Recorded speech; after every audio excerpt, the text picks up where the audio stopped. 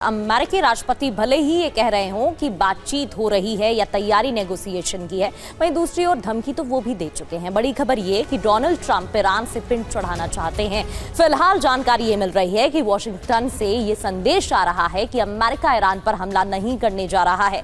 साथ ही अमेरिका महज straight of Hormuz के खुलने से ही संतुष्ट हो जाएगा और ईरान के परमाणु कार्यक्रम पर कोई बात नहीं होने वाली है। लेकिन अमेरिकी रणनीतिकार एक दूसरे मोर्चे पर ईरान से जंग लड़ रहे हैं और वो है आर्थिक मोर्चा।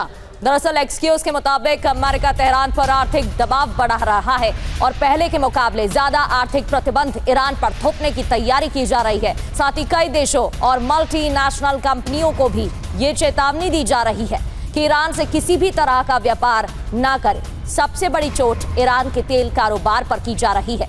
अमेरिका की कोशिश है कि ईरान का तेल दुनिया का कोई भी देश आयात ना कर सके। और ट्रुथ सोशल पर ट्रंप का पोस्ट। ट्रंप ने ईरानी रियाल का ग्राफ पोस्ट किया। ईरान की खस्ता आर्थिक हालत के बारे में लिखा। ईरान के पास पैसा नहीं है, ये ट्रंप।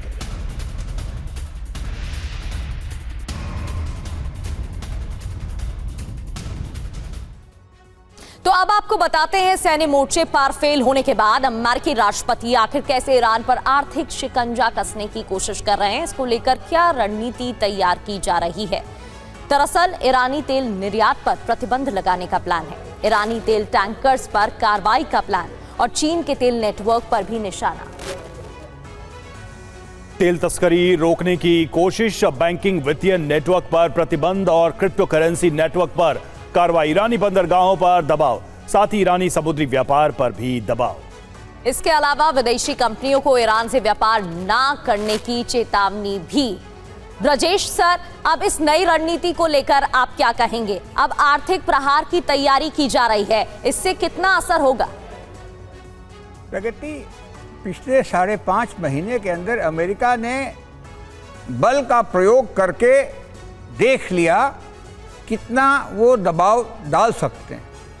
तो कहते हैं कि पावर की भी एक लिमिट होती है, एक सीमा होती है, और उसमें एक उनके पास एक बंदिश ज़रूर थी, बूट्स ऑन ग्राउंड नहीं डालेंगे जी।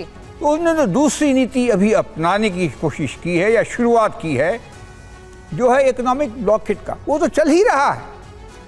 अगर आप देखेंगे अमेरिका का जो वहाँ पे सैन्य बीड़ा है या जो उनकी नेवल एयरफोर्स डिप्लॉयमेंट है, उन्होंने ईरान को चोक करके रखा हुआ। ईरान का तेल बाहर नहीं जा रहा।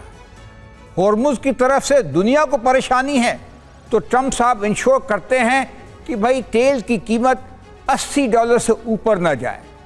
इसके अंदर इसका असर जो है ईरान के ऊपर में प्रभाव में पड़ता है और पड़ रहा है।